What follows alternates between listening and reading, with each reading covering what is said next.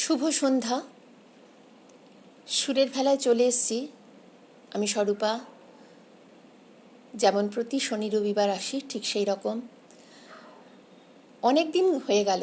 সেই লকডাউনের প্রথম থেকে আমাদের এই সুরের ভেলা অনুষ্ঠান শুরু হয়েছে।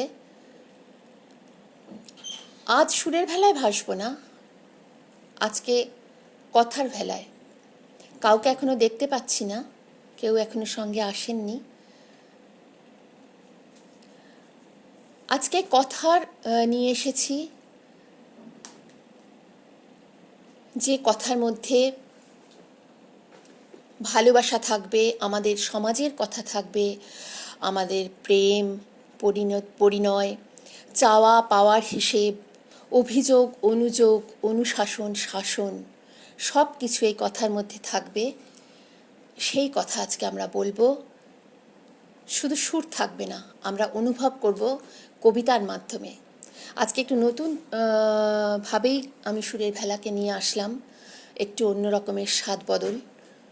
আশা করি আপনাদের ভালো লাগবে। আপনাদের সহযোগিতা সবসময় পাই, সবসময় আপনারা আমাদের সঙ্গে আছেন, স্বপ্নসাথীর সঙ্গে আছেন, আমরা একই পরিবারের। তবে শুরু করি আজকের প্রথম নিবেদন। আর একটা কথা বলি, আজকে যে কবিতা বলবো বিভিন্ন শিল্পীর কবিতা রাখবো। প্রথমেই আমি চলে যাব, আমার ইচ্ছা ছিল কর্ণকুন্তী সংবাদ দিয়ে শুরু করব। আমাদের হিন্দু ধর্মের দুই মহাকাব্য রামায়ণ আর মহাভারত আমি চেয়েছিলাম করব, কিন্তু অনেকটাই বড়, সেই জন্য আমি এইটাকে অফ করে দিলাম, কর্ণকুন্তী সংবাদ, এবং অনেকেরই শোনা তো সেই জন্য রাখলাম না। আমি যেটা চলে যাচ্ছি রামায়ণের আর মহাভারতের দুটি নারী চরিত্রের কথায়।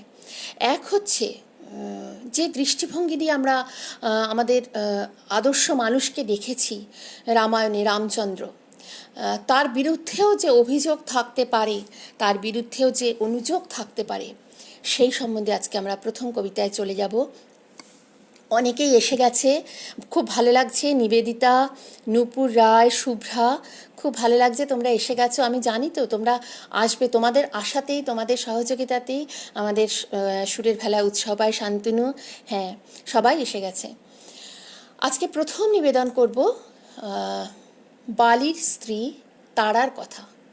তার কি কথা একটু আমি বলে দেব। প্রতিটা কবিতারই প্রথমে আমি একটুখানি সারাংশ, জিস্ট একটু বলে দিলে আপনাদের রিলেট করতে সুবিধে হবে, সেই জন্য একটু বলাটা উচিত। নারী চরিত্র বালির স্ত্রী তারার কথা এই কবিতায় থাকবে। আমরা সকলেই জানি মহাকাব্যের ইতিহাস, সেই আদি যুগ থেকেই কিন্তু শ্রেণীবিভাগ ছিল, এবং এখনও আছে। একইভাবে আছে শক্তির কাছে দুর্বলের পরাজয়, এবং কখনো কখনো সেটা হয়তো তুচ্ছ কারণেই হয়ে থাকে। মানুষ স্বার্থের জন্য সব পারে, তখন তার কাছে যে কোনো মিথ্যে যুক্তিও অকাট্য প্রমাণস্বরূপ হয়ে ওঠে। রামচন্দ্র আমাদের কাছে একটি আদর্শ চরিত্র, এবং সেটাই স্বাভাবিক, কিন্তু তারও কিছু ভুল কি ছিল না? তিনি তার স্ত্রী সীতাকে রক্ষা করার জন্য কোনো অন্যায় কি করেননি? শুনব বালির স্ত্রী তারার থেকে। অনেকেই এসে গেছে, অপর্ণা, পিন্টু, দেবারতী, শুনতে থাকো। তোমায় আমি অভিশাপ দিচ্ছি রামচন্দ্র, অভিশাপ দিচ্ছি সমস্ত অনার্য জাতির পক্ষে, যত অনার্য রমণীর প্রতিনিধি হিসেবে। তুমি আর্যাবর্তের অধিপতি, তোমার মহত্ব নিয়ে প্রশ্ন করব না। পিতৃসত্য পালনের জন্য তুমি অনায়াসে সিংহাসন ত্যাগ করে বেছে নিয়েছ বনবাসের বিপন্ন জীবন। তুমি অযোধ্যা অধিপতি, ব্রাহ্মণ্যবাদের শিখর, বেদবিধির অনিবার্য প্রবক্তা স্বরূপ। বনবাসের জন্য তোমার বিস্তীর্ণ আর্যাবর্তের সামান্য অরণ্যও কি ছিল না? কুটির বাঁধার জন্য আর্যাবর্তে কি গুল্মলতা শোভিত পরিক্ষেত্র ছিল না? মৃগ শোভিত নিবিড় বনভূমি ছিল না? কেন কেন বেছে নিলে আমাদের বনভূমিটি? তোমার পতিব্রতা স্ত্রী ছায়ার মতো তোমার অনুগামিনী। ধন্য তার মহত্ব, ধন্য তার পাতিব্রত্য, ধন্য তোমার ভ্রাতৃপ্রেম, ধন্য ভ্রাতা লক্ষণ। তবু তোমাকে আমি ধিক্কার জানাই রাম রঘুমণি। তুমি তারকা নিধন করেছ, তার অপরাধ ছিল। স্বপ্নমৃগবেশী মারিচকে মেরেছ, সেও রাবণের অনুচর। তুমি শূর্পণখার নিগ্রহ ঘটিয়েছ, তার দাবিও কিছু বেশি হয়ে গিয়েছে। কিন্তু আমার স্বামী, একবার বুকে হাত দিয়ে বলো, কি তার অপরাধ? তিনি তোমার আর্যাবর্তে পদার্পণও করেননি, কোনো আর্যকে হত্যা করা দূরে থাক, কেশাকর্ষণও করেননি। বনের ফলমূল, গুলমের নিবাস আর নদীর জলধারা, এই নিয়ে তার সুখ এবং সংসার। পুত্র অঙ্গদ এবং স্ত্রী তারা হয়তো তোমার আর্য স্ত্রীর মতো বৈভবশালিনী নয়, তোমাকে কোনোদিনও চাক্ষুষও করেননি তিনি। ভ্রাতা সুগ্রীবের সঙ্গে তার দ্বন্দ্ব ছিল নিতান্ত পারিবারিক, একান্ত সামাজিক অথবা ব্যক্তিগত। শুধু সুগ্রীবকে খুশি করতে, তার বন্ধুত্ব পেতে তুমি হত্যা করলে বালিকে। অপহৃত স্ত্রীকে ফেরত পেতে আরেক রমণীকে উপহার দিলে বৈধব্য। দূর থেকে কপট যুদ্ধে অঙ্গদকে বিযুক্ত করলে পিতৃস্নেহ থেকে। কি অপরাধ বালির, তারার, অঙ্গদের? নীরব কেন আর্যাবর্তের শ্রেষ্ঠ পুরুষ? আমি কিন্তু পিতৃহীন অঙ্গদের মতো তোমায় ক্ষমা করব না রঘুমণি। যে স্ত্রীর উদ্ধারের জন্য তুমি আমাকে দিয়েছ বৈধব্য, সেই স্ত্রীকে তুমি পেয়েও পাবে না কোনোদিন। অঙ্গদ যেমন কৈশোরে হয়েছে পিতৃহীন, তুমিও সংঘাতে লিপ্ত হবে আপন ঔরসজাত সন্তানের সঙ্গে। সন্তান সুখ থেকে বঞ্চিত হবে, পত্নী থেকেও পত্নীহীন, সন্তান থেকেও সন্তানহীন হয়ে দাউ দাউ করে জ্বলবে তোমার বুকে বালির অন্তিম চিতা।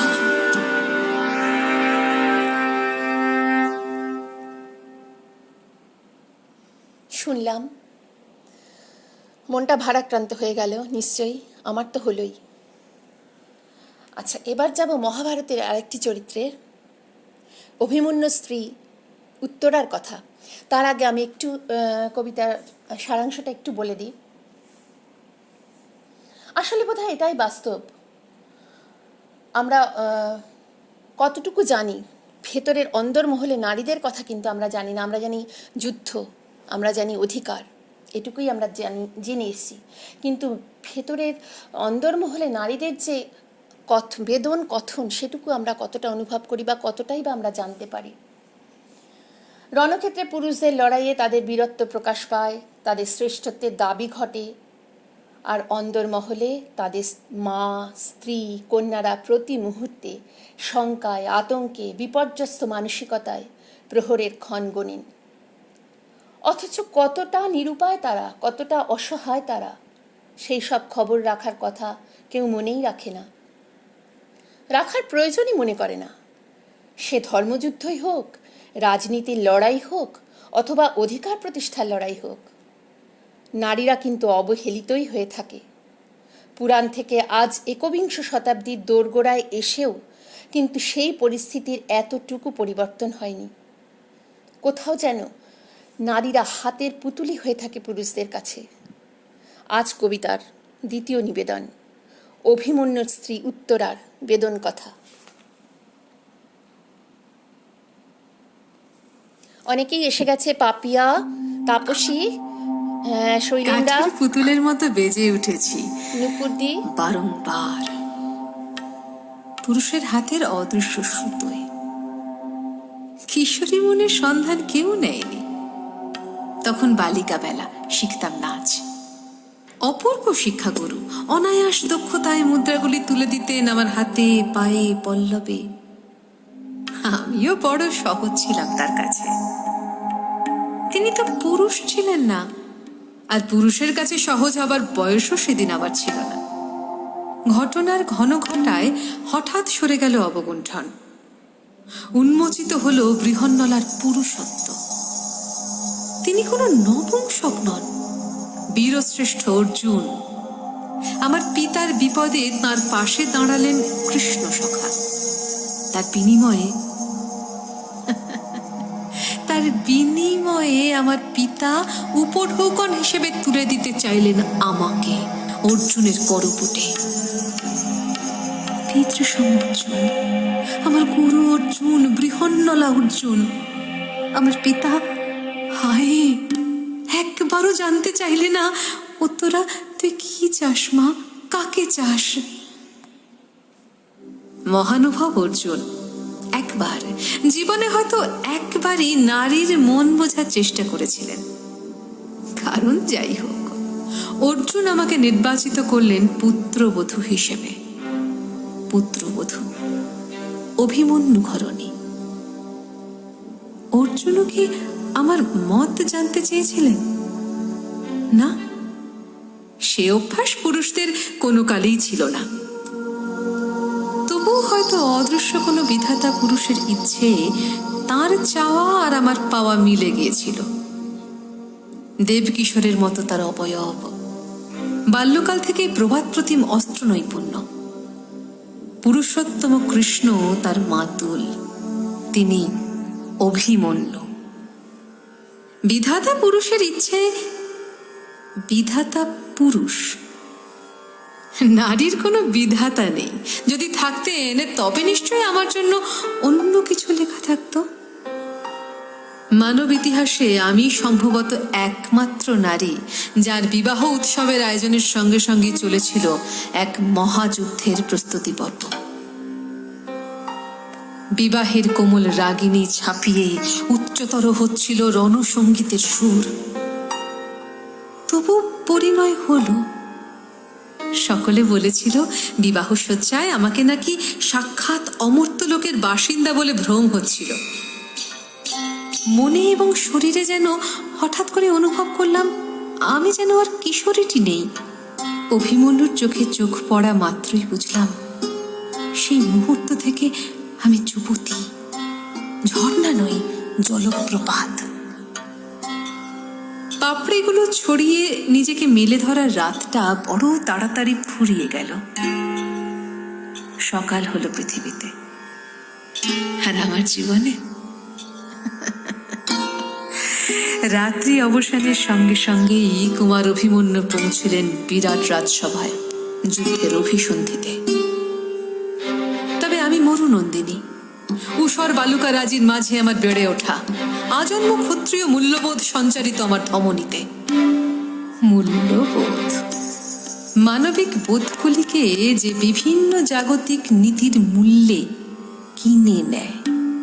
ক্ষত্রিয় নারীকে যুদ্ধ ভয়ে বিচলিত হতে পারে না বিচলনের প্রকাশ ঘটাতে পারে। মাত্র মাস 6 ছিল আমাদের দাম্পত্য জীবন। স্পষ্ট মনে আছে কি উত্তম ছিল সেই ভালোবাসার দিনগুলো। সুভদ্রাপুত্র অভিমন্যু যেন মাতুল কৃষ্ণের মূর্ত উত্তরাধিকার, অনবদ্য তার প্রেম কলা। তারপর ভারতবর্ষ জুড়ে বেজে উঠল রণসঙ্খ, ধর্মযুদ্ধ। যুদ্ধের আবার ধর্মাধর্ম কি দেয় যুদ্ধ? নারীকে দেয় অকাল বৈধব্য, পুত্র শোক, সহোদরের বিয়োগ যন্ত্রণা। আর পুরুষকে শোণিত মেয়েদের শয্যায় মাখামাখি, ক্ষণস্থায়ী জয়ের মিথ্যে গৌরব। আচ্ছা, মাতৃগর্ভে সমরশাস্ত্রে জ্ঞানার্জন সম্ভব?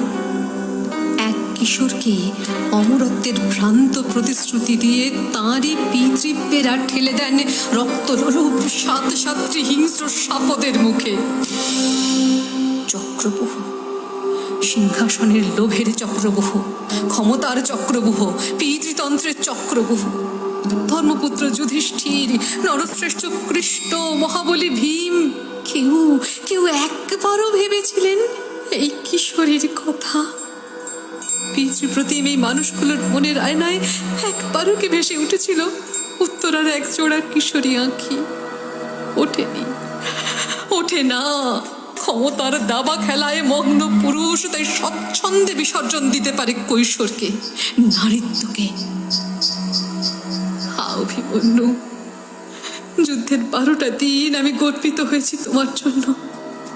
দুরু দুরু বুক নিয়ে গর্বিত হয়েছি, আশঙ্কায়, অহংকারে, অবশেষে অবশেষে ত্রয়োদশ দিনে অভিমন্যু, আমি বাঁচতে চাই না, আমিও যাব তোমার সঙ্গে অমর লোকে। না মাতুল কৃষ্ণ, আমাকে বাধা দিও না। কোথায় তোমার পরাণ সখা, যিনি আমাকে নির্বাচিত করেছিলেন পুত্রবধূ হিসেবে? সেই বীরশ্রেষ্ঠ অর্জুন, যিনি আপন আত্মজকে শত্রু সায়ক থেকে রক্ষা করতে অক্ষম। ধিক! এমনকি অন্তঃপুরবাসিনীদের সম্মুখীন হওয়ার সাহসও তার নেই। তাই মাতা সুভদ্রাকে, মাতা দ্রৌপদীকে আর আমাকে শান্ত করতে তোমায় পাঠিয়েছে। তুমি কি বলবে আমি জানি নারায়ণ, শৈশব থেকেই শুনে আসছি, দেখে আসছি, ক্ষত্রিয় যোদ্ধাদের জীবনটাই অনিশ্চিত। তার জন্য শোক করো না, উনি অমৃত জগতের বাসিন্দা হয়েছেন। আমিও তো তাই চাই, চাই তার সহগামিনী হতে। আমায় নিবৃত করছো কেন? নারী বলে কি সেই অধিকারটুকু প্রাপ্য নয় আমার? হ্যাঁ, জানি আমি গর্ভবতী। কি হবে, কি হবে এই বদ্ধ ভূমিতে আরো এক সন্তানের জন্ম দিয়ে? তাকে সুস্থ জীবন দিতে পারবেন তো ত্রিভুবন নিয়ন্ত্রক বাসুদেব? ভ্রূণ হত্যা পাপ, হত্যা পাপ নয়। স্বপ্নকে হত্যা করা, এক কিশোরীর ছোট ছোট স্বপ্নগুলো, পুতুল খেলার জীবনটাকে সত্যি করে তোলার স্বপ্ন। পারলাম না, নিজেকে মারতে পারলাম না অনাগত সন্তানের মুখ চেয়ে।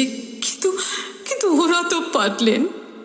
দ্রোণাচার্যের যোগ্য পুত্র অশ্বত্থামা তার ব্রহ্মাস্ত্রখানি সম্বরণ করতে না পেরে তার লক্ষ্য স্থির করলেন আমার গর্ভে। স্বামী মারা যাওয়ার পঞ্চম দিনে আমার গর্ভস্থ সন্তানটিকেও হারাতে বসেছি। পুরুষ, পৌরুষ, পুরুষত্ব, ধিক! নিরস্ত্র নারীর নিষ্পাপ অনাগত ভ্রূণ হত্যা করতেও যাদের হাত কাঁপে না, সে পুরুষ, সে বীর? না মাধব, পরীক্ষিতকে জীবন ফিরিয়ে দেবেন না। কি করবে ও এই জীবন নিয়ে? আমাদের চলে যেতে দিন। যুদ্ধহীন, রক্তহীন, মৃত্যুহীন, লোভহীন অন্য উপত্যকায়। কি রাজা হবে আমার পরীক্ষিত? আমার পরীক্ষিত রাজা হবে? রাজা, রাজত্ব, শোণিত পিচ্ছিল পথে, বিষাক্ত দীর্ঘশ্বাসের আবহাওয়ায় ছুটবে তার রথ লোভের রাজপ্রাসাদের দিকে। আর সেই রথের চাকায় পিষ্ট হতে থাকবে উত্তরা, উত্তরারা, আর তাদের মতো অনেক নারী, তাদের ছোট ছোট চাওয়া পাওয়া নিয়ে।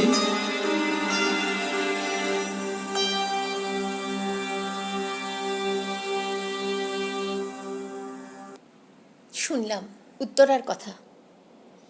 এরকম সব উত্তরারই অনেক উত্তরার কথা আছে, যেগুলো আমরা শুনতে পারি না, আমরা শুনতে চাই না, আমরা শুনতে পাই না।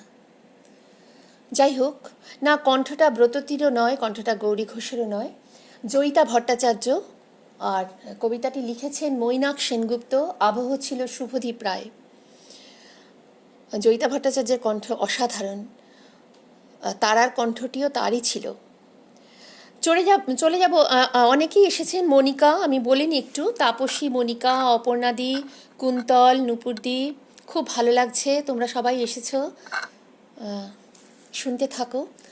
পরেরটায় চলে যাচ্ছি, পরের কবি আবৃত্তি।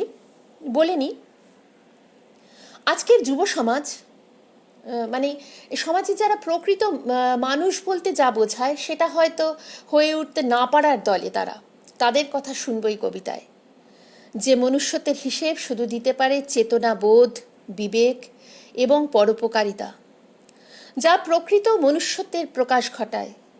আর্থসামাজিক পরিস্থিতির চাপে যারা সমাজে গণ্যমান্য ব্যক্তি হয়ে উঠতে পারেনি, প্রকৃত শিক্ষিত হয়ে উঠতে পারেনি, কিন্তু বিবেক বোধ যাদের শরীরের প্রতিটি রন্ধ্রে মজ্জাগত হয়ে আছে, যাদের মানবিকতা বোধ, জীবনের চলার বোধের অঙ্কের ছকটা বহু সংস্কৃতবান মানুষের বোধকে হার মানায়, তাদের কথা শুনব ব্রততীর কণ্ঠে।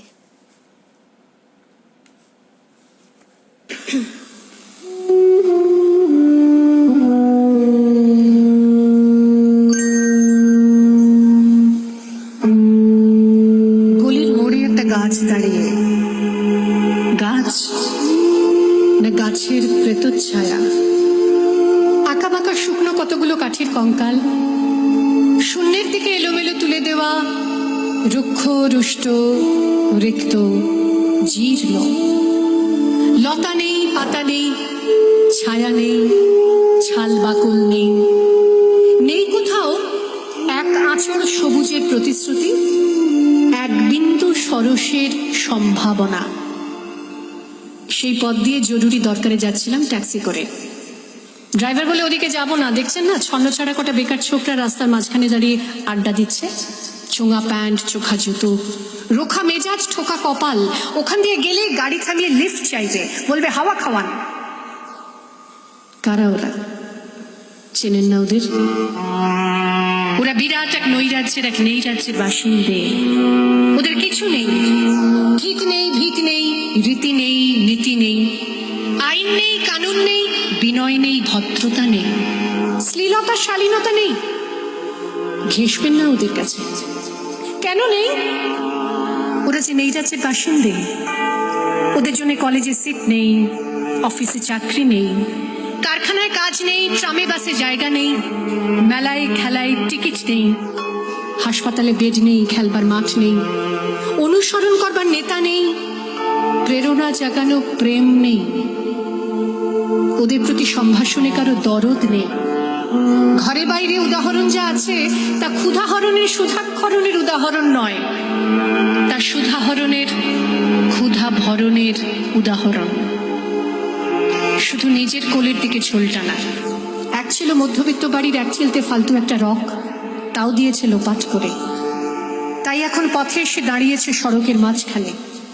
কোত্থেকে আসছে সেই অতীতের স্মৃতি নেই, কোথায় দাঁড়িয়ে আছে সেই বর্তমানের গতি নেই, কোথায় চলেছে নেই সেই ভবিষ্যতের ঠিকানা। সেই চিনক্ষেত, মনিহীন চোখ, চোখহীন মুখ, একটা স্ফুলিঙ্গহীন ভিজে বারুদের স্তূপ। আমি বললাম না, ওখান দিয়ে যাব, ওখান দিয়ে আমার শর্টকাট। ওদের কাছাকাছি হতেই মুখ বাড়িয়ে জিজ্ঞেস করলুম, তোমাদের ট্যাক্সি লাগবে, লিফট চাই? আরে এই তো ট্যাক্সি, এই তো ট্যাক্সি। লেহালুয়া সোল্লাসে চিঁচিয়ে উঠলো ছোকরারা, সিটি দিয়ে উঠলো, পেয়ে গেছি, চল পানসি বেলঘরিয়া।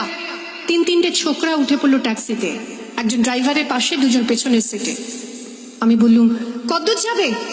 এই কাছেই, ওই দেখতে পাচ্ছেন না ভিড়, সিনেমা না জলসা না, নয় কোনো ফিল্মি তারকার অভ্যর্থনা।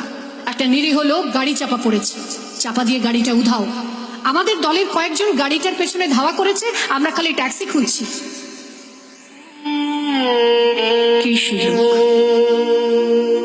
একটা বেওয়ারিশ ভিখিরি, রক্তে মাংসে দলা পাকিয়ে গেছে, ওর কেউ নেই, কিছু নেই, শোবার জন্য ফুটপাত আছে তো মাথার উপরে ছাদ নেই, ভিক্ষার জন্য পাত্র একটা আছে তো তার মধ্যে প্রকাণ্ড একটা ফুটো।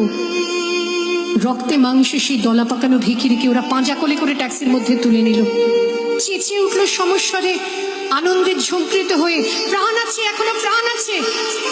রক্তের দাগ থেকে আমার ভব্যতা ও শালীনতাকে বাঁচাতে গিয়ে আমি নেমে পড়লুম তাড়াতাড়ি। তারপর শহরের সমস্ত কর্কশে কচিনে, সিমেন্টে, কংক্রিটে, ইটে, কাঠে, পিছে, পাথরে, দেওয়ালে দেওয়ালে বেজে উঠল এক দুর্বার উচ্চারণ, এক প্রত্যয়ের তপ্ত শঙ্খধ্বনি, প্রাণ আছে, এখনো প্রাণ আছে। প্রাণ থাকলে স্থান আছে, মান আছে, সমস্ত বাধা নিষেধের বাইরেও আছে অস্তিত্বের অধিকার। ফিরে আসতে দেখি গলির মোড়ে গাছের সেই শুকনো বৈরাগ্য বিদীর্ণ করে বেরিয়ে পড়েছে হাজার হাজার সোনালি কচি পাতা, মর্মরিত হচ্ছে বাতাসে, দেখতে দেখতে গুচ্ছে গুচ্ছে উথলে উঠছে ফুল, ঢেলে দিয়েছে বুকের সুগন্ধ। উড়ে এসেছে রং বেরঙের পাখি, শুরু করেছে কলকণ্ঠের কাকলি। ধীরে ধীরে ঘনপত্র পুঞ্জে ফেলেছে স্নেহার্ত দীর্ঘ ছায়া, যেন কোনো শ্যামলাত্মীয়তা। অবিশ্বাস্য চোখে চেয়ে দেখলুম কঠোরের প্রচ্ছন্নে মাধুর্যের বিস্তীর্ণ আয়োজন। প্রাণ আছে, এখনো প্রাণ আছে, শুধু প্রাণী এক আশ্চর্য সম্পদ, এক ক্ষয়হীন আশা, এক মৃত্যুহীন মর্যাদা।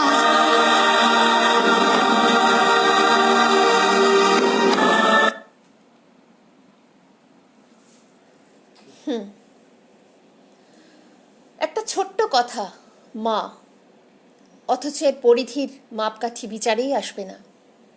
একটি সন্তানকে 10 মাস 10 দিন গর্ভে রেখে তাকে লালন পালন করে শুধু বড় করে তোলাই নয়, মূল শিক্ষা অর্থাৎ প্রকৃত মানুষ হয়ে ওঠার কারিগর কিন্তু মা।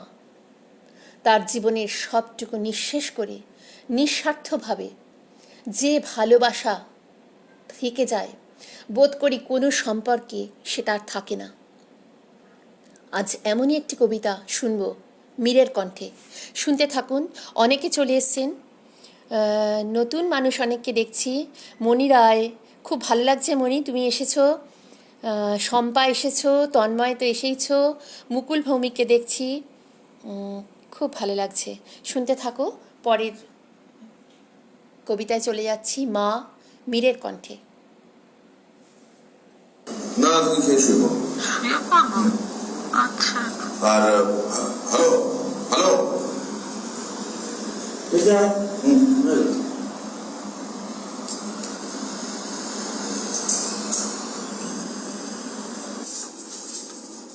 চলো।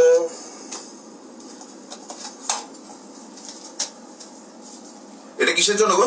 এটা কালকে মাদার্স ডে এর জন্য রেকর্ড করা হচ্ছে।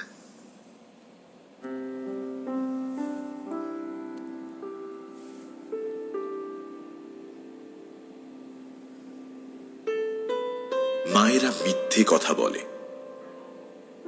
ছোটবেলায় যখন খেতে চাইতাম না, বলতো ছেলে ধরারা দুষ্টু ছেলেদের ঝুলিতে পুরে নিয়ে যায়। তারপর সবার খাওয়ার শেষে মার জন্য পড়ে থাকা শেষ মিষ্টিটার দিকে যখন তাকাতাম, মা আমাকে ওটা দিয়ে বলতো মায়ের জন্য নাকি তোলা আছে আলাদা করে। মায়েরা মিথ্যে কথা বলে।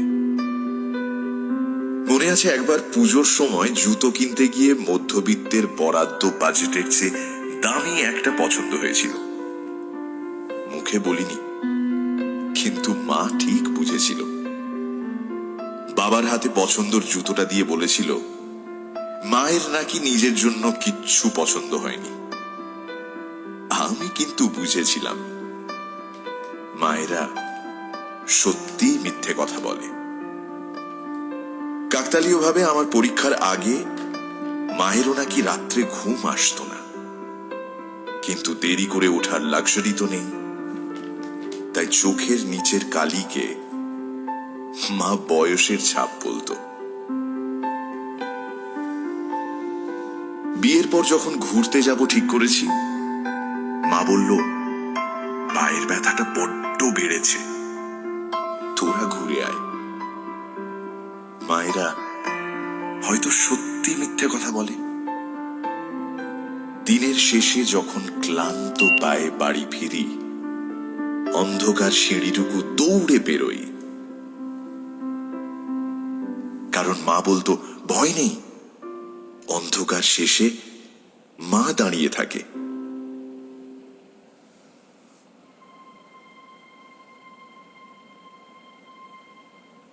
কিরে, খাবারটা গরম করি?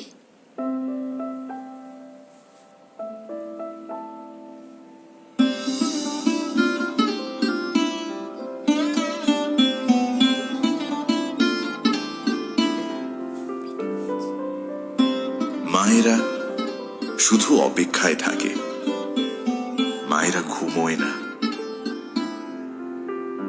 হয়তো মায়েরাই সবচেয়ে বেশি মিথ্যে কথা বলে।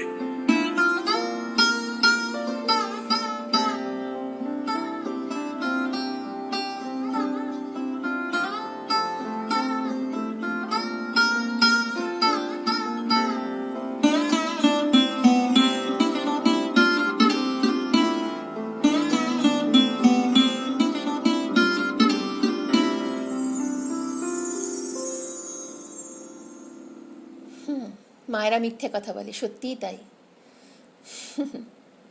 হ্যাঁ তন্ময়, এই কবিতাটা তো মীরের কণ্ঠে শুনলাম, এইটা আমি শোনাচ্ছি না। আমি চলে যাচ্ছি মুনমুন মুখার্জির অন্য একটি কবিতায়।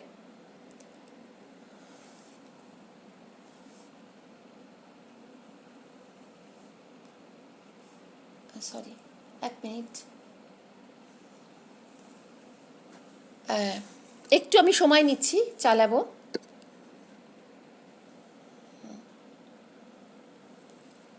মুনমুন মুখার্জির কেউ কথা রাখেনি, এটা শোনাবো। তারপরে চলে যাব একটু আঞ্চলিক কবিতাতে। কথা রাখা আর কথা না রাখা বড্ড বেশি আপেক্ষিক। আসলে সময় জিনিসটা একটা বিরাট পরিমণ্ডল, যেখানে পরিস্থিতির শিকার আমরা সকলেই। যে আবেগ দিয়ে কথাটা আজ বলি, হয়তো সময়ের টানাপোড়েনে, সম্পর্কের দূরত্বে সেই কথাগুলো অধরাই থেকে যায়, কথার কথাই হয়ে যায় সাময়িক পরিস্থিতির ঘেরাটপে। কাজে কথাটা কিন্তু আপেক্ষিক, কথা না রাখা সেটাও আপেক্ষিক। আমরা শুনব মুনমুন মুখার্জির কণ্ঠে। কাঞ্চন দাদা এসছেন, খুব ভালো লাগে, একটু দেরি করে এসেছেন দাদা, অনেকগুলো কবিতা হয়ে গেল। যাই হোক, শুনতে থাকুন।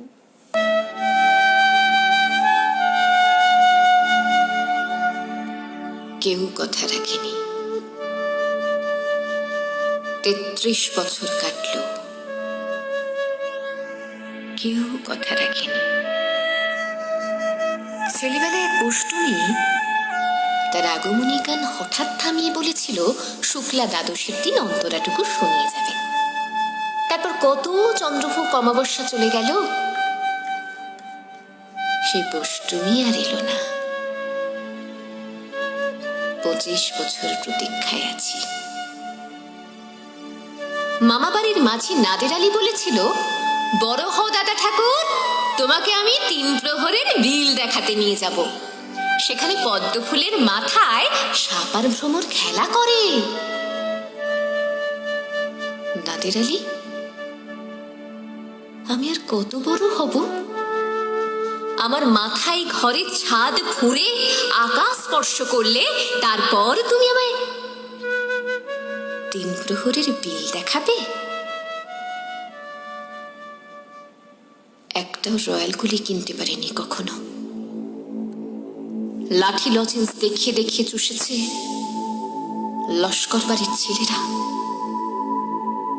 ভিখারির মতন চৌধুরীদের গেটে দাঁড়িয়ে দেখেছি ভেতরে রাস উৎসব। অবিরল রঙের ধারার মধ্যে সুবর্ণ কঙ্কন পরা ফর্সা রমণীরা কত রকম আমোদে হেসেছে। আমার দিকে তারা ফিরেও যায়নি। বাবা আমার কাঁধ ছুঁয়ে বলেছিলেন, দেখিস একদিন আমরাও। বাবা এখন অন্ধ, আমাদের দেখা হয়নি কিছুই। সেই রয়্যালগুলি, সেই লাঠি লজেন্স, সেই রাস উৎসব আমায় কেউ ফিরিয়ে দেবে না। বুকের মধ্যে সুগন্ধি রুমাল রেখে বরুণা বলেছিল, যেদিন আমায় সত্যিকারের ভালোবাসবে সেদিন আমার বুকেও এরকম আদরের গন্ধ হবে। ভালোবাসার জন্য আমি হাতের মুঠোয় প্রাণ নিয়েছি। দুরন্ত ষাঁড়ের চোখে বেঁধেছি লাল কাপড়। বিশ্ব সংসার তন্ন তন্ন করে খুঁজে এনেছি 108টা নীল পদ্ম। তবু কথা রাখেনি বরুণা। এখন তার বুকে শুধুই মাংসের গন্ধ। এখনো সে কোনো নারী। কেউ কথা রাখেনি। 33 বছর কাটলো, কেউ কথা রাখে না, কেউ কথা রাখে না।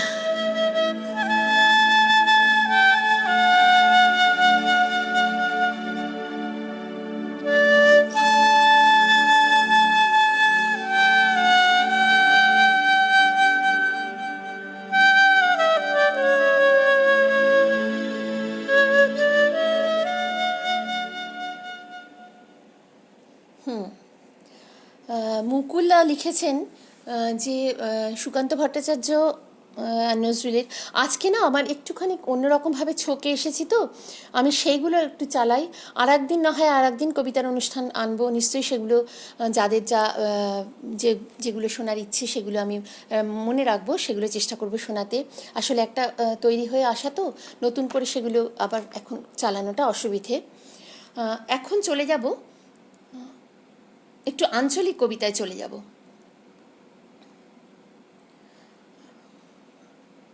একটু বলে নিই,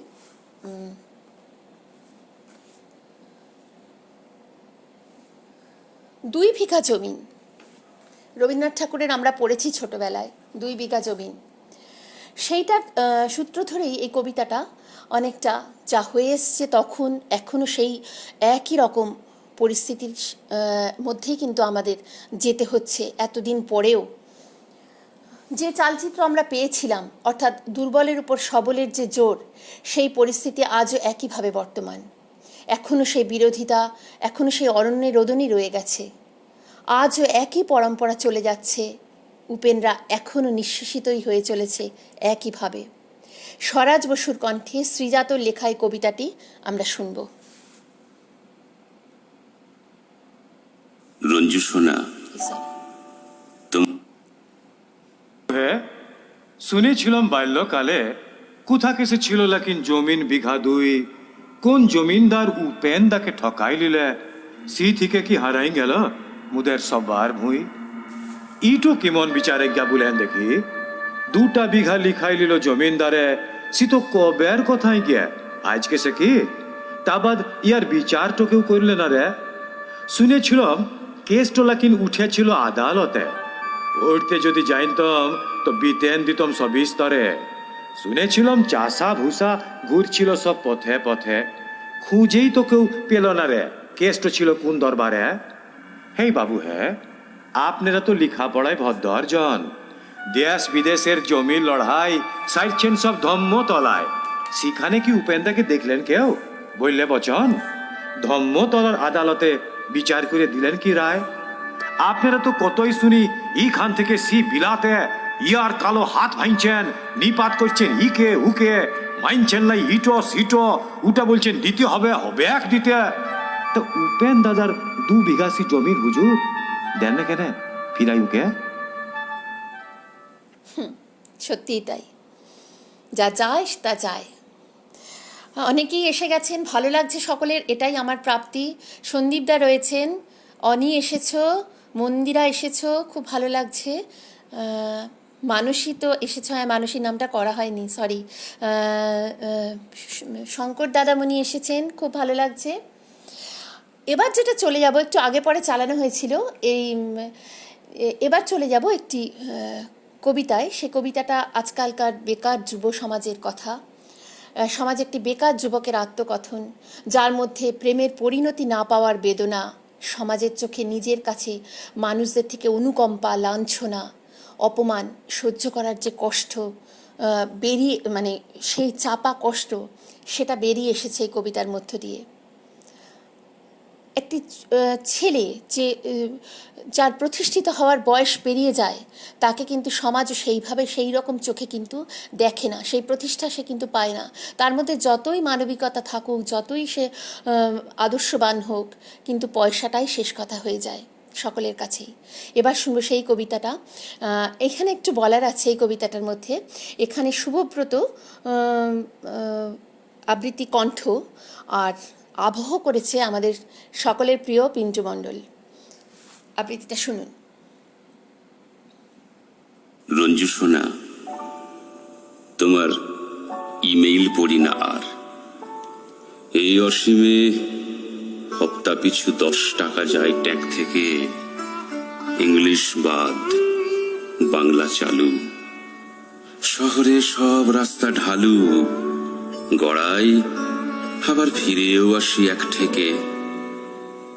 আকাশ ভরা সূর্য তারা, হাওয়ায় তখন কি আশকারা। বুঝিনি তাও এগিয়ে গেছি চোখ বুঝে। ঠেকতে ঠেকতে এখন জানি, দুধ কা দুধ পানি কা পানি। জীবনে সব স্টেপ নিতে হয় লোক বুঝে। কে কোন চুলোয় ঘাপটি মেরে কার কফিনে ঠুকছে পেরেক, কে কার ঘাড়ে নল রেখেছে বন্দুকের। তবু তো প্রেম সর্বনাশী, পুজোর চাঁদা তুলতে আসি। সাহস পেতে সঙ্গে রাখি বন্ধুকে।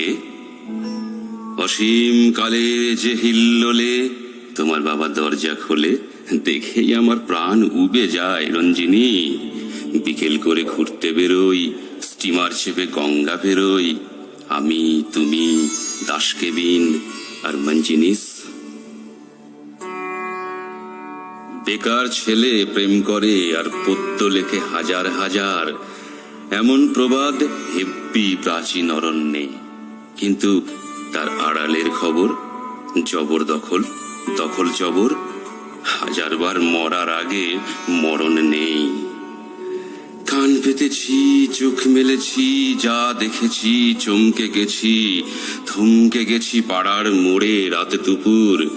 ঝাপটাতে ঝাপটাতে ডানা, পাখি পায় দৈনিক চারানা। কাপড় কিনলে হয় না মুখের ভাতটুকু। প্রাতকৃত্য করছি বসে, এই সময়কে জমিয়ে কষে লাত ছেড়েছে কাজল কালো পশ্চাতে। একেই দুদিন হয় না শক্ত, তার উপরে চোটের রক্ত। খুব লেগেছে, আমি কিন্তু বশ তাতে। রাগ করিনি, ক্ষমাই ধর্ম। শঙ্খ ঘোষের কবির বর্ম গায়ে চাপিয়ে ঘুরে মরেছি কলকাতায়। ভিড়ের মধ্যে ধাক্কা খাচ্ছি, হাত পা দিয়ে ঘুম তাড়াচ্ছি। বেঁচে ফিরছি, সেটাই তো আসল কথা। টাকা খুঁজছি নোংরা হাতে, ঠান্ডা ঘরে কারখানাতে।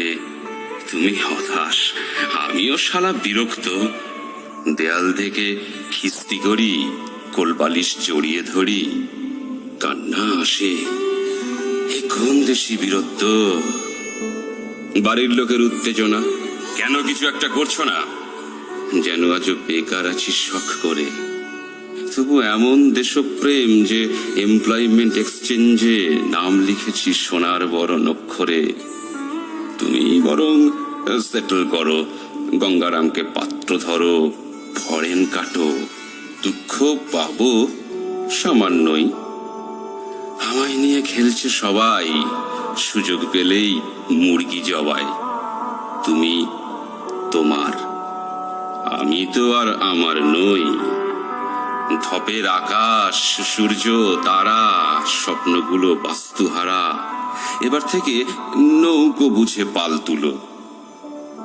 আজ এটুকুই, সামলে থেকো। আমায় ছাড়াই বাঁচতে শেখো। আদরণীয় ইতি, তোমার ফালতু লোক। অসাধারণ একটা কবিতা শুনলাম, আর ভীষণ ভরাট একটা কণ্ঠস্বর। আবৃত্তিতে এইরকম কণ্ঠস্বর ছাড়া সত্যিই মানায় না। ভীষণ ভালো লাগলো।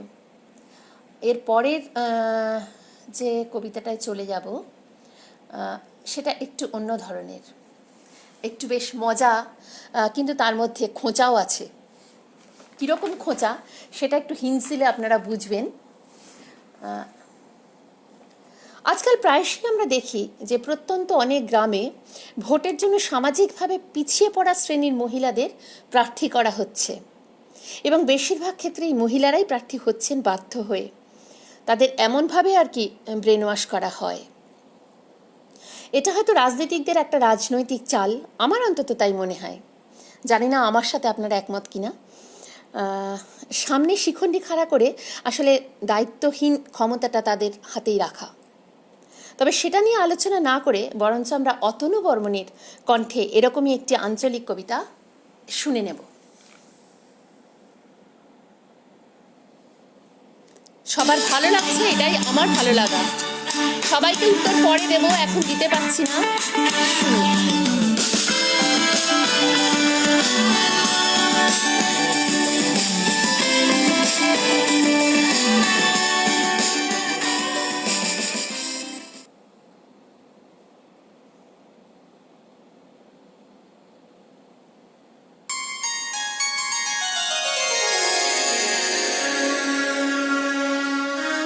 পাবলুর মা ঘুমিন গেলে? ও পাবলুর মা। হ্যাঁ অদৃষ্ট, এই মিনসিটু ঘুমোতেও দেয় না। কেন, কি হয়েছে? কিছু হয় নাই কো, একখান কথা বলার ছিল। লাও তা বললো। চোখ তো খানিক লাগছিল, তার নেতার মেরে দিল। বলো কি বলবা? কথাটা খুব মন লাগিয়ে শুনতে হবে, বুঝতে হবে। আনখা কথা লয়। দেশ গাঁয়ে সব পাল্টিন যেছে, ধরে আনছে যাকে পেছে। আমাকে তাই খুব ধরিয়েছে, ফাঁপরে পড়া লয়। পাবলুর মা ঘুমিন গেলে? কথা তো কি সেইটু বলো আগে। ফদর করেই যেছে, সাদে কি রাগ লাগে? আর আগের কথা লয়। প্রথম খানিক আদেক অসুবিধা হয়, তা বাদে কাজ শিখে নিলেই হইলো। কথা তো কি সেটাই বলো। ফদুরছে আমলো কথা তেমন কিছুই লয়। তুই তো জানিস পঞ্চায়েতেই সবার বিচার হয়। 5 বছর লপর চপর, তা বাদে ফের ভুট। আবজ গাবজ করলে পরে যা সালো তু ফুট। এই গো খেপে গেছি। হ্যাঁ গো, ও পাবলুর বাপ, কি খেয়েছো? কি হয়েছে? কে জানে কি পাপ করেছিলাম, শিলেগেই হলো। ঘুম ভাঙিয়ে পঞ্চায়েতের কথা বলছে, কি খিটকাল মরলো। মাগি চুপ করতো, আমাদের এখন ভালো সময়, তোর লেগেই তো পয়। রাজি হইয়ে যা বোনটি, একবার দেখ কেন কি হয়। এই বিটিনি সন্দেহ নাই কোনো। আমাকে ও বোন বলছে। অগো কে রয়েছ শুনো। চুপ চিচাস না রে, গোপন কথা ব্যাটে। বিটি ছেলেকে খানিক যদি বুদ্ধি দিত ঘটে। ওরে খবর তো শুন, কি বলছে সরকার। পঞ্চায়েতের ভোটে এখন মেয়ে ছেলে দরকার, তোকে দাঁড় করাবো। কেন দাঁড়াবো কেন? সারাদিন তো গতর খেতে খানিক পাড়া শুভ, ও আমাকে দাঁড় করাবে, মুখে লেথেন দেবো। ওরে সি দাঁড়ানো লয়, বেতান হবার লেগে যেমন ভোটে দাঁড়াইতে হয় সেই দাঁড়ানো। আমি বাপু তোমার কথা বুঝতে পারছি না কো। কাল সকালে বুঝিন দিও, এখন খানিক চুপটি করে থাকো। পাবলুর মা ঘুমিন গেলে? আমার আজি কত গরিব, সবই তো তোর জানা। চাল কিনতে তেল ফুরুইছে, সব দিকে তাল কানা। ই রোজগারে টাঙুরছে না, তন ছিট করে মরি। তুই যদি না রাজি হোস তো লুবই গলায় দড়ি। অলক্ষণে কথা বলো না। আমি বলে ডুম ডোগলা মেয়ে, দেশে কত মেয়ে রয়েছে ভালো আমার চেয়ে। যা বুঝিস না তা বকিস কেন? শিডুল কাশি চাই। ই গিরামে তোর মতন মেয়ে তো আর নাই। পালা ফদ্য কথা। ফদ্য লয় কো, তোর মতন টুটির জোর ক্যার রয়েছে আর। পার্টি করতে গেলে আগে উঠোই তো দরকার। তা বাদে তোর ডাঁড় পাউরি কম নাই কো, চুপাও করিস ভালো। তোর মতন গাল দিবে কোন সালো? সেই লেগে তো বাবুরা সব ধরিয়েছে খুব কষে। ভেবে দেখ, তুই কাজ করবি চিহারে চেপে বসে, কি কম কথা রে। পাবলুর মা ঘুমিন গেলা? আমার ভয় লাগছে। ওসব অফিস মাফিস আমি কি জানি, কি থেকে কি হয়। গতর খেটে পাঠ করছি, সেটাই অনেক লয়। আমি ওসব পারবো না। এই লাও ফোসা বটিস নাকি? তোকে কাজ করতে কে বলেছে? এই যে সর্দার কাকি ইয়ের উয়োর ল্যায় কুন্দলে সালিশি করে বেড়ায়, ও কি বই খাতাকে কেরায়? তুইও শুধু ঘুরে বেড়াবি, কার কোথাকে কি কষ্ট কি দুঃখ শুনে বেড়াবি। তালি হইল যাইয়ে তুই হবি এক ডাক সাইটে মেয়ে। আমি বলিব পাবলুর মা মেম্বার বটে, কি করবি কর। আমি বছর বছর চাল ছইব, চালে নতুন খড়। কিরে ভালো হবে না? পাবলুর মা ঘুমিন গেলা? সে তুমি যা ভালো হয় করোগে যেয়ে, কালকে বেলা বেলি। তাহলে তুই মত দিলি? তুমি যখন অত করে বলছো তখন কি আর করা যায়, আমার অমত নাই। তবে একটা কথা দিতেই হবে, আমি একটা কানের লুপ সন্ধ্যার মাকে দেখিন দেব। ও কানের সোনা ঘুরিন ঘুরিন দেখিন বেড়ায় খালি, কান লড়িয়ে বলবো কাকু দেখ শালি, আমার মরদ লোকটা ভালো, গতর খাটে মিলে, সেই পয়সায় গয়না কিনে দিলে। পাবলুর বাপ ঘুমিন জেলা। ও পাবলুর বাপ এলো কথা বলে না। পাবলুর বাপ, ও পাবলুর বাপ ঘুমিন জেলা। বেশ একটা মজার কিন্তু অন্য ধরনের শুনলাম আমরা। এরকমই হয় বাস্তব। তন্ময়, তুমি যে বলছো মেঘা, আসলে কি না আমি কিছু কিছু তৈরি হয়ে এসেছি, তো আমি এর বাইরে ঠিক আজকে যেতে পারবো না। আমি মাথায় রেখে দিলাম যেগুলো আমার কাছে এসেছে অনুরোধ, এরপরে আর একদিন নিশ্চয়ই আমি আবৃত্তির মানে কবিতার অনুষ্ঠান করব, আমি তখন এগুলো নিশ্চয়ই শোনাবো। এবার যেটা যাচ্ছি, সৌমিত্র চট্টোপাধ্যায়ের কণ্ঠে রবীন্দ্রনাথ ঠাকুরের হঠাৎ দেখা, এই কবিতাটি আমরা শুনেছিলাম প্রাক্তন সিনেমায়। প্রাক্তন সিনেমাটা নিশ্চয়ই সকলেই দেখেছেন, অসম্ভব ভালো একটি বই, শিবব্রত বন্দ্যোপাধ্যায়, নন্দিতা রায়ের। অনেক দিন এই সিনেমাটা চলেছিল বিভিন্ন সিনেমা হলে। অসম্ভব সুন্দর দৃশ্যপটে এই কবিতাটি সৌমিত্রবাবুর কণ্ঠে একটা অন্য মাত্রা পেয়েছিল। এইটা আমরা শুনে নেব। আমাদের সময় প্রায় শেষের পথে, আর হয়তো দুই একটা কবিতা শোনাতে পারবো। আপনাদের ভালো লাগছে, আপনাদের সহযোগিতায় আমাদের এগিয়ে নিয়ে যেতে পারছি সুরের ভেলাকে। স্বপ্নসাজির পক্ষ থেকে অনেক ধন্যবাদ সকলকে। শুনতে থাকুন।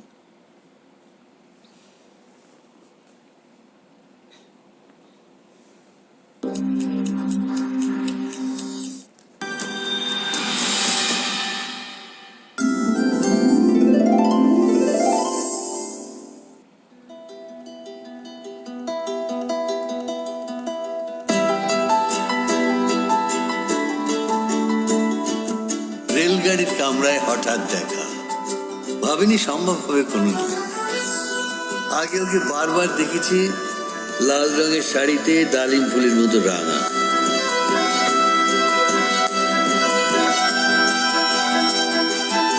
আজ পরেছে কালো রেশমের কাপড়, আঁচল তুলেছে মাথায়, দোলন চাপার মতো চিকন গোল মুখখানি ঘিরে।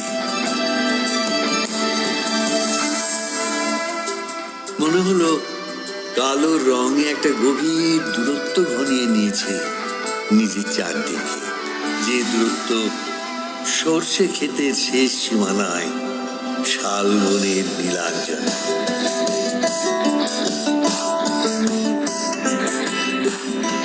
থমকে গেল আমার সমস্ত মনটা। চেনা লোককে দেখলেন অচেনার গাম্ভীর্য।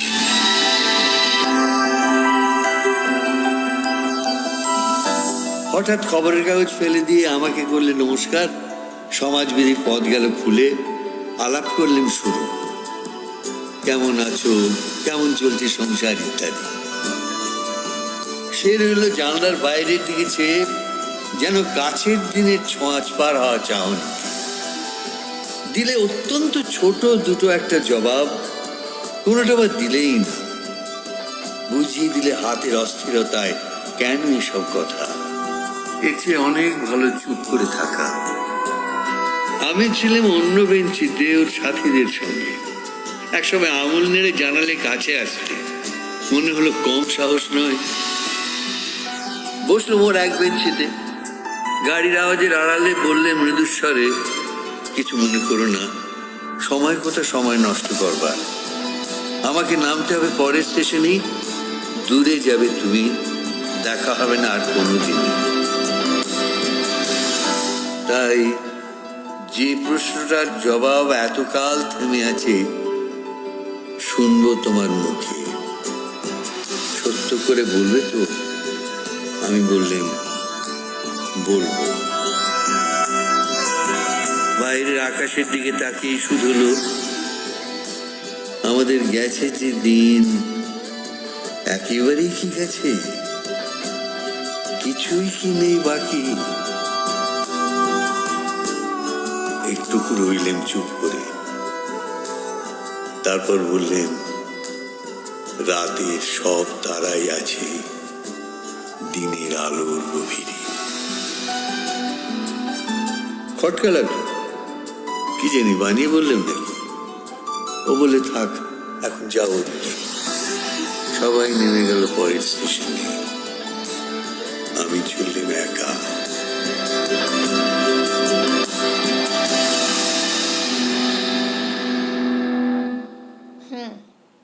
আসলে এটা আমার কিছু করার নেই তন্ময়, আমি এটাকে সেট করেছি তো, সেই জন্য আমার কিছু করার ছিল না। এইবার একটা অনুরোধ রাখবো, সেটা হচ্ছে অনুমতি নিয়েই একটা নিজের কবিতা, আমার লেখা একটা কবিতা আমি পাঠ করব।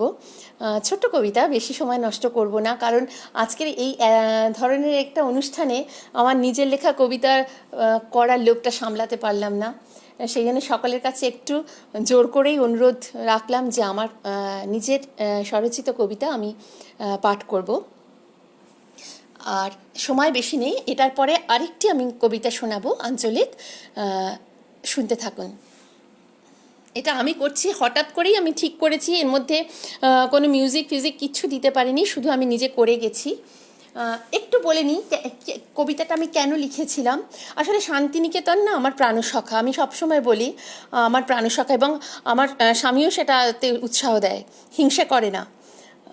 কিসের যে দুর্নিবার আকর্ষণে আমি ওখানে ছুটে যাই বারবার, আমি সেটা এখনও বুঝতে পারি না, কিন্তু একটা টান আমি অনুভব করি।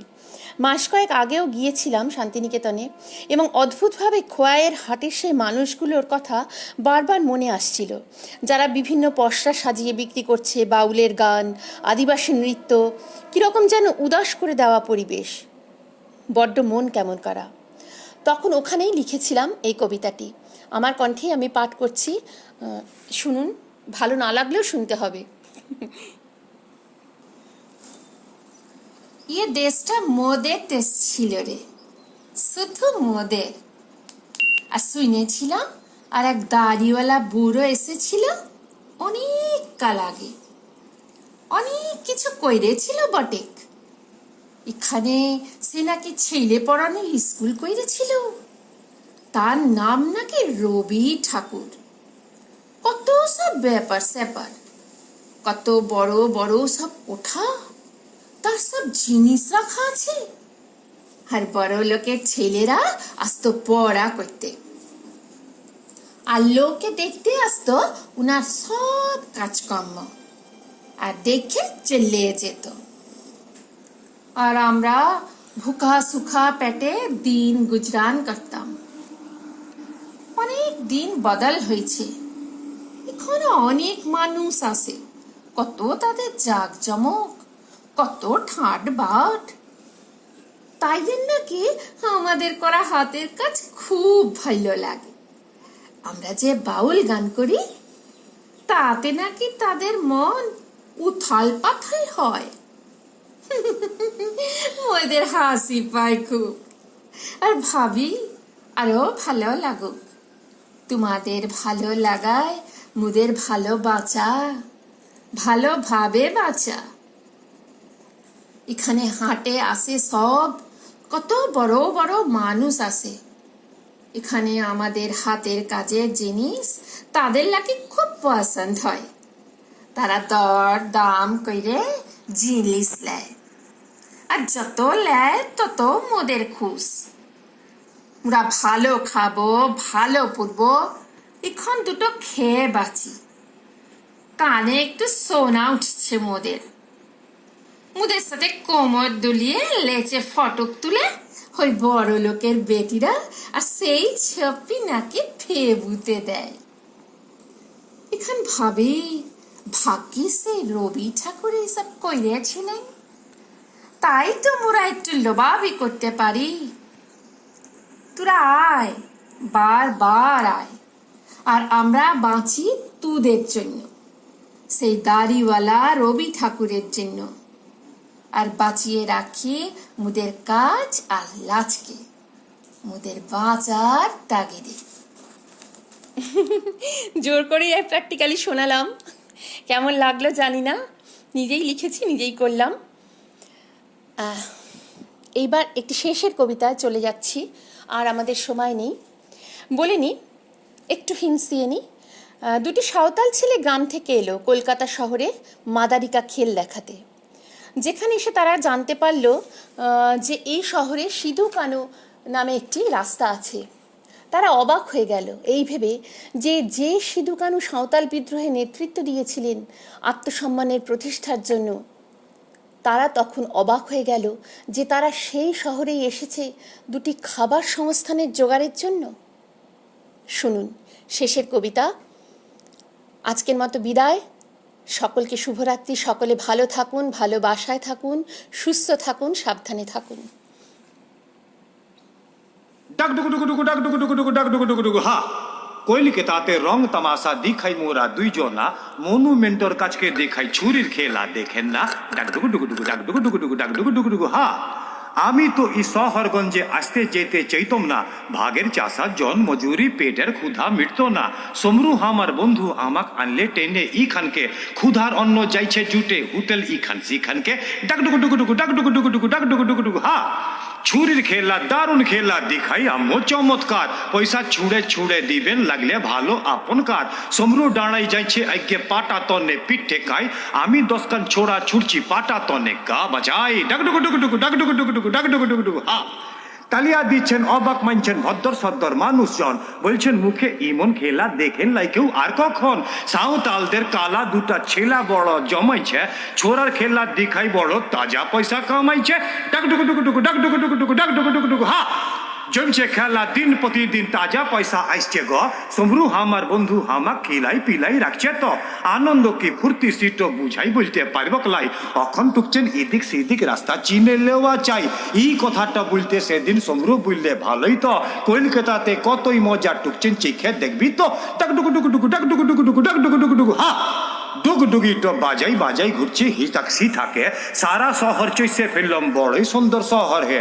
হঠাৎ শুনি চিৎকার হয়েছে আসো সবাই মিছিলে, মিছিল যাইছে কোথায় জিথায় আছে মুদের কয় ছেলে। ডাক ডুকু ডুকু ডুকু ডাক ডুকু ডুকু ডুকু ডাক ডুকু ডুকু ডুকু হা সমরুটাকে জিজ্ঞাসা করলাম কইলিকেতা কি জাদুঘর, ও ছেলেদের বাঁচাই রাখলো ইসি কত বছর পর। সমরু চক্ষু ছানা বড়া বলল তুই কি বলছিস রে। আমি বললুম ওরা ডাকছে সিধু কানু ডহরে। সিধু কানু ডহর আছে ই শহরে কুথাকে, আম্মু যাবো চল চল সমরু দেখা করবো সি থাকে। সমরু হামাক বলল যখন ওরা বেঁচে লাই রে আর, সিধু কানু ডহর তোর নাম কলকাতারই এক জায়গার, সেই জায়গাটা ধম্মতলার আশেপাশেই রইয়াছে। হাই রে মারক বুরু ওরা আমাদের কি দেখেছে। ডাক ডুকু ডুকু ডুকু ডাক ডুকু ডুকু ডুকু ডাক ডুকু ডুকু ডুকু হা ইংরাজদের খেদাই দিতে সিধু কানুর কুরবানি, আর উদের ঘরে ছিলে মোরা ভেগা পয়সা কুড়াইনি। হাই রে সমরু হি আমাকে কোথায় এনে ফেললি ভাই, পেটের দুটা ভাতের লেগে আরো ছুটো হবকলাই। ছুরি খেলা দেখাই যখন পয়সা কুড়াই লিয়েছিস, কেউ কি তখন বলেছিল তুই কি কিছু শুনেছিস। নিশ্চয় সকল বাবু গুলান হাত উঁচাইয়ে বলেছে সিধু কানুর নাম তো ইয়ারা ভরা ডুবি ডুবাইছে। ডাক ডুকু ডুকু ডুকু ডাক ডুকু ডুকু ডুকু ডাক ডুকু ডুকু ডুকু হা দেশ কি ওরা স্বাধীন করলো, আমরা ইলম সি দেশে। এই কালা কালা সাঁওতাল গুলান পিছাই গেল আজ কিসে। পিছাই গেলে চলবে কেলা ভাই, আগাই যেতে হবে রে। চল মিছিলে প্রণাম জানাই সিধু কানু ডহরে। ডাক ডুকু ডুকু ডুকু ডাক ডুকু ডুকু ডুকু ডাক ডুকু ডুকু ডুকু হা বড় কুইরে বাঁচতে হবে ভালোবেসে পরস্পর। হেই মাগো মা ভুলবো না আর আমরা উহাদের বংশধর। হেই মাগো মা ভুলবো না আর আমরা উহাদের বংশধর। হেই মাগো মা ভুলবো না আর আমরা উহাদের বংশধর। ডাক ডুকু ডুকু ডুকু ডাক ডুকু ডুকু ডুকু ডাক ডুকু ডুকু ডুকু হা।